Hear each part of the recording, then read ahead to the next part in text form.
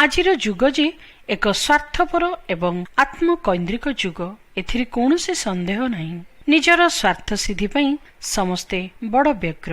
ଲୋକମାନେ ଚାହାନ୍ତି ସେମାନଙ୍କର ଅଭିଳାଷ ସକଳ ପୂର୍ଣ୍ଣ ହେଉ ଏବଂ ସଙ୍ଗେ ସଙ୍ଗେ ତାହା ହେଇଯାଉ, ଅଥଚ ସେମାନେ ଯାହା ଚାହାନ୍ତି ତାହା ପାଇସାରିଲା ପରେ ଆହୁରି ଅଧିକ ପାଇବା ପାଇଁ ଲାଳାୟିତ ହୁଅନ୍ତି। ବିଶୃଙ୍ଖଳିତ ସନ୍ତାନମାନେ ଏହି ପ୍ରକାର ଆଚରଣ କରିଥାନ୍ତି ଏବଂ ଅନେକ ବଡ଼ମାନେ ମଧ୍ୟ।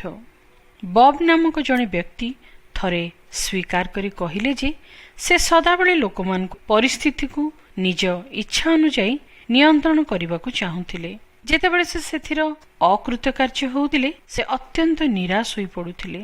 ଦିନେ ତାଙ୍କର ଏହି ପ୍ରକାର ମନୋଭାବକୁ ସେ ହଠାତ୍ ଜାଗ୍ରତ ହେଲେ ଏବଂ ବାସ୍ତବତାକୁ ଫେରିଆସି ଅନୁଭବ କଲେ ଯେ ତାଙ୍କ ଜୀବନରେ ଅନେକ ଉତ୍ତମତା ଥିବା ସତ୍ତ୍ୱେ ତାଙ୍କର ସ୍ୱାର୍ଥପର ଓ ସ୍ୱେଚ୍ଛାଚାରିତାର ମନୋବୃତ୍ତି ହେତୁ ସେ ଆଜି ଏକ ଅସନ୍ତୁଷ୍ଟ ବ୍ୟକ୍ତିରେ ପରିଣତ ହେଉଛନ୍ତି। ସେ ନିଜକୁ ଜଣେ ବିପଥଗାମୀ ସନ୍ତାନ ରୂପେ ଅଭିହିତ କରି କହିଥିଲେ ଯେ ଜଣେ ବିଶୃଙ୍ଖଳିତ ଓ ବିପଥଗାମୀ କିଶୋର ବୟସ୍କ ପିଲାମାନେ ଯେପରି କୌଣସି ବିଷୟରେ ସନ୍ତୁଷ୍ଟ ହୋଇପାରନ୍ତି ନାହିଁ, ମୁଁ ସେହିପରି ହୋଇଥିଲି। ଏହା ଯେ କେବଳ ଆଧୁନିକ ଯୁଗର ମନୋବୃତ୍ତି ତାହା ନୁହେଁ, ମାତ୍ର ଇସ୍ରାଏଲ ଲୋକମାନଙ୍କ ମଧ୍ୟରେ ଏହି ପ୍ରକାର ମନୋବୃତ୍ତି ଥିଲା। ଇସ୍ରାଏଲୀୟମାନେ ନିଜ ଇଚ୍ଛା ଅନୁସାରେ ଦ୍ରବ୍ୟ ସବୁ ପ୍ରାପ୍ତ ନ ହେବାରୁ ଅସନ୍ତୁଷ୍ଟ ପିଲାମାନଙ୍କ ପରି ବିରକ୍ତି ପ୍ରକାଶ କଲେ।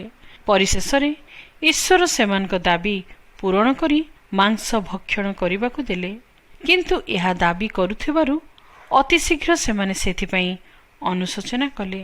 ହଁ ପ୍ରିୟ ବନ୍ଧୁ, ଈଶ୍ୱର ଆମମାନଙ୍କୁ ଯାହା ଦେଇଛନ୍ତି ସେଇଥିରେ ସନ୍ତୁଷ୍ଟ ରହିବାକୁ ଆମେମାନେ ଶିକ୍ଷା କରିବା ଉଚିତ।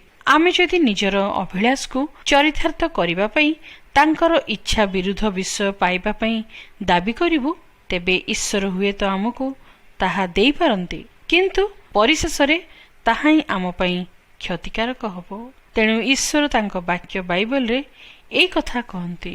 ତହିଁରେ ସେ ସେମାନଙ୍କ ପାର୍ଥିବ ବିଷୟ ଦେଲେ, ମାତ୍ର ସେମାନଙ୍କ ପ୍ରାଣରେ କ୍ଷୀଣତା ପ୍ରେରଣ କଲେ। ତୁମ୍ଭେମାନେ ଏହି ବର୍ତ୍ତମାନ ଯୁଗର ଅନୁରୂପୀ ହୁଅ ନାହିଁ, କିନ୍ତୁ ଯେପରି ତୁମେମାନେ ଈଶ୍ୱରଙ୍କ ଇଚ୍ଛା କ'ଣ, ଅର୍ଥାତ୍ ଉତ୍ତମ, ସୁଗ୍ରାହ୍ୟ ଓ ସିଦ୍ଧ ବିଷୟ କ'ଣ, ଏହା ପରୀକ୍ଷା କରି ଜାଣିପାର।